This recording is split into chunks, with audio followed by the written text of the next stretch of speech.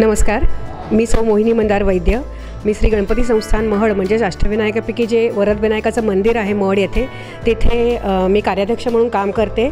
आणि आज इथे नवराष्ट्रतर्फे जो सन्मान सोहळा इथे आयोजित केला आहे, त्यामध्ये मला आदर्श समाजसेविका म्हणून सन्मान देण्यात येणार आहे। त्याबद्दल सर्वप्रथम मी नवराष्ट्र समूहाचे आभार मानते।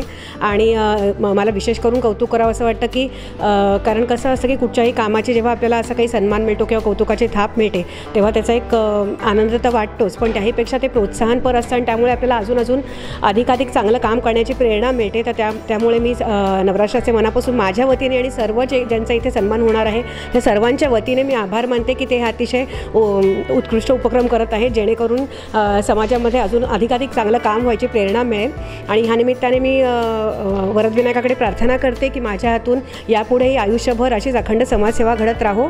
आणि हा सन्मान मी श्री वरदविनायकाच्या चरणी अर्पण करते। गणपती बाप्पा मोरया।